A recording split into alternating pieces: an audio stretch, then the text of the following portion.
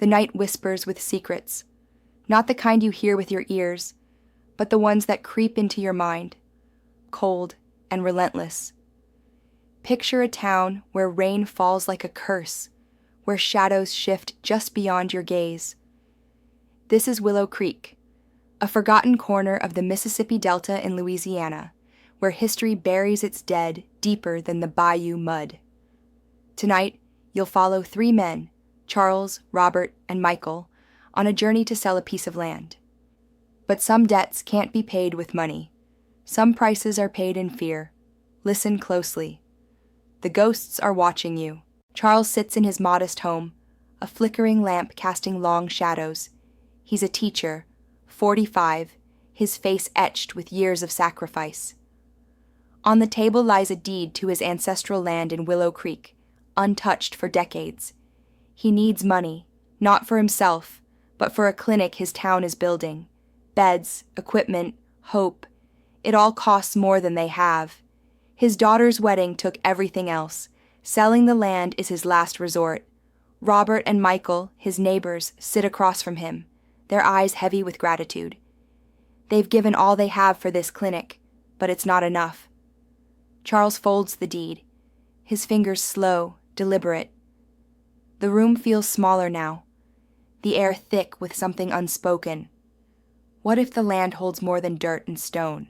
The 3 men plan their trip to Willow Creek tomorrow. Charles's voice is calm, but his hands tremble as he tucks the deed into his pocket. Robert, a wiry farmer, talks fast, nervous, about the clinic's progress. Michael, quieter, stares at the window, where rain taps like restless fingers. Willow Creek is far, across the Mississippi River, reachable only by ferry. Charles hasn't been there in years. The last time, he felt watched. He pushes the thought away. A creak sounds from the porch, just the wind. Or something else? Who's waiting out there in the rain? Morning dawns, gray and heavy. The train to Willow Creek clatters through endless fields, rain smearing the windows. Charles, Robert, and Michael sit in a nearly empty carriage. The air smells of damp clothes and unease. Charles clutches the deed in his coat, its weight heavier than it should be. Robert chatters about buyers who've long wanted the land, his voice too loud for the quiet train. Michael gazes out, watching dark clouds churn. The river they must cross lies ahead, swollen by endless rain. Charles feels a chill, not from the cold, but from a memory. Something about Willow Creek he can't quite recall. What did he see there, all those years ago? The train lurches, slowing. Charles's stomach tightens. He glances at the other passengers. A lone man in a hood, head bowed, unmoving. Robert's chatter fades as he notices too. Michael leans closer, whispering, "He hasn't moved since we boarded." The man's hands are hidden, his face shadowed. Charles tells himself it's nothing, just a tired traveler. But the air feels wrong, like the moment before a storm breaks. The train stops. Willow Creek Station is near. The hooded man stands, slow, deliberate, and steps into the rain. Why does his shadow linger on the platform? Evening falls as they reach Willow Creek Station, a desolate platform swallowed by dusk. Rain has paused, leaving a slick, gleaming world. The 3 men step off, alone. No one else disembarks. The station is empty, the ticket booth shuttered. Robert's voice echoes too loud as he jokes about the eerie quiet. Michael scans the darkness beyond the platform. Charles feels it again, that sense of being watched. The path to the river lies ahead, through muddy fields and twisted oaks. They need a truck, but none are here. The silence presses in, heavy, unnatural. What's hiding in the stillness? They start walking, boots sinking into the mud. The air grows colder, the sky darker. No trucks, no lights, no signs of life. Charles tries to focus on the task. Sell the land. Save the clinic. But his mind drifts to stories his grandmother told him about Willow Creek, about ghosts that guard old places. Robert trips, cursing softly. Michael points to an old oak tree ahead, its branches like gnarled fingers. A faint sound cuts through the night, a low, rhythmic rumble, like tires on wet earth. Is something following them? A pickup truck appears, its headlights dim, crawling along the dirt path. Charles squints, recognizing the driver. "Old Man Harlan," he calls, relief flooding his voice. Harlan, an old local, grins, his face weathered, eyes sharp. "Charles, been years. Headin' home?" Charles explains their mission, introducing Robert and Michael.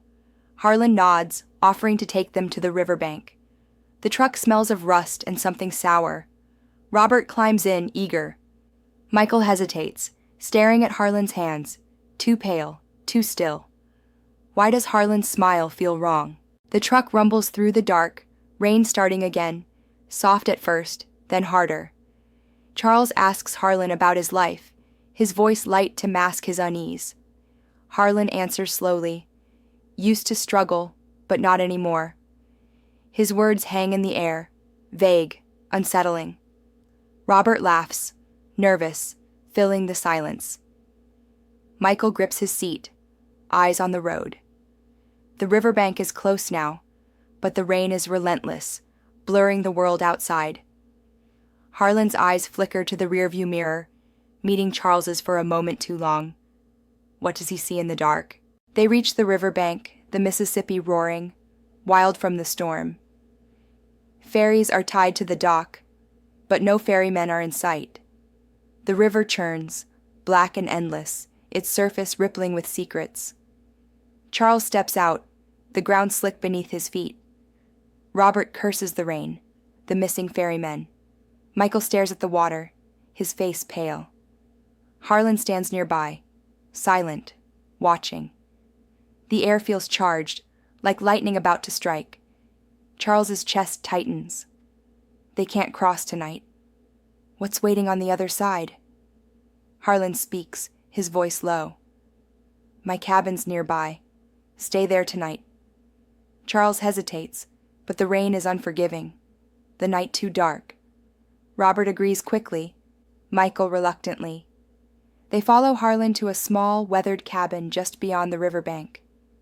The door creaks open, revealing a dim room. A strange smell hits them, musty, like something long sealed. A broken window lets in a sliver of moonlight. Charles's skin prickles. The cabin feels alive, watching. Why does it feel like they're not alone?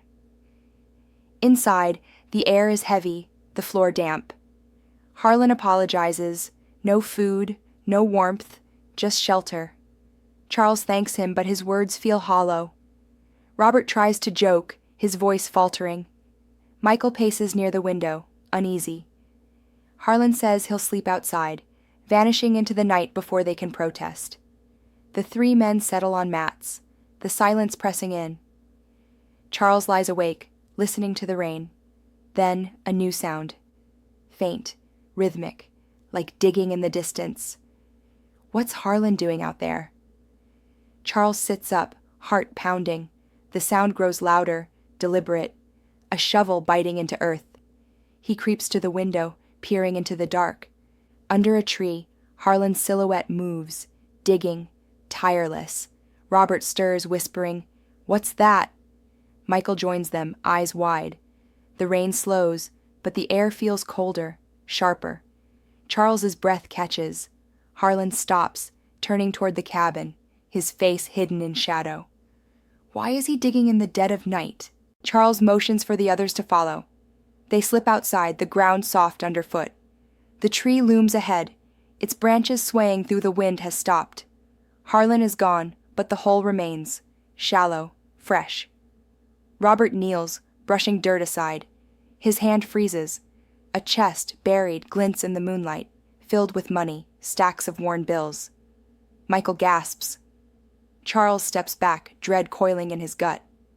Whose money is this? The tree above them shakes, leaves rustling without a breeze. A voice, low and cold, cuts through the night. "Don't be afraid, Charles." They look up. Harlan sits on a branch, but he's different.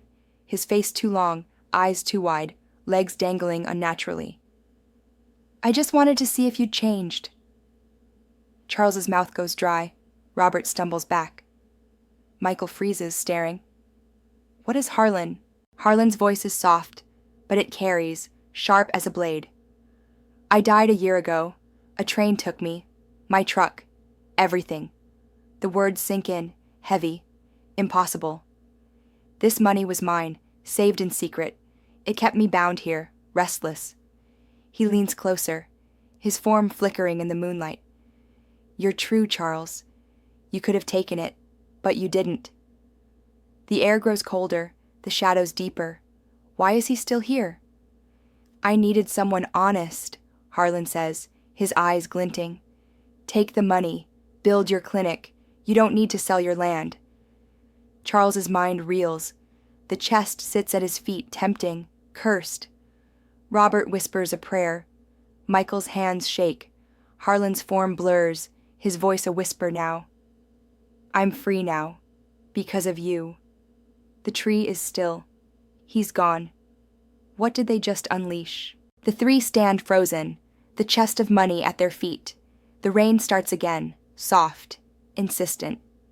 Charles's heart pounds, his thoughts a tangle of fear and duty. The clinic could be saved. But at what cost? Robert's eyes dart to the cabin, its windows dark, watching. Michael backs away, muttering about curses. The night feels alive, pressing closer, whispering. Will the money bring salvation or ruin? They carry the chest back to the cabin, the weight heavier than it should be. Inside they sit in silence, the money between them. Charles thinks of the clinic, the lives it could save, but Harlan's words echo, his death, his restlessness. Was this a gift or a trap? The rain drums harder, the cabin creaking like a living thing. A shadow moves in the corner, brief, fleeting. What's still watching them? Morning comes, gray and cold. The chest sits untouched. Charles decides. They'll take it, use it for the clinic. Robert nods, hesitant. Michael's eyes are hollow, haunted. They step outside, the river calmer now, but the air still heavy. No ferrymen appear, but a ferry drifts to the shore, empty, waiting. They climb in, the chest at their feet. The water is still, too still. Who sent the ferry? As they cross the river, the town of Willow Creek comes into view, shrouded in mist. The money feels like a chain, binding them to something unseen. Charles grips the deed in his pocket, relieved he didn't sell the land. But the relief is fleeting. Harlan's face lingers in his mind, those unnatural eyes. The clinic will rise, but at what price? The ferry glides silently, the shore closer now. What waits for them in Willow Creek? They reach the town, the chest hidden under a cloth. No one speaks. The rain has stopped, but the sky stays dark, oppressive. Charles feels eyes on him, though the streets are empty. The clinic will be built, beds bought, lives saved. But the money burns in his thoughts, its origin a shadow that won't fade. They walk on, the town silent, watching. Can they ever escape Harlan's gift? The clinic opens months later, a beacon of hope. But Charles dreams of Harlan every night, his voice, his eyes, his warning. The money worked, but something lingers, unseen, in the corners of the town. Robert avoids Charles now. Michael left, whispering of curses. Charles stands alone, staring at the clinic, its lights too bright against the dusk. Some debts never end.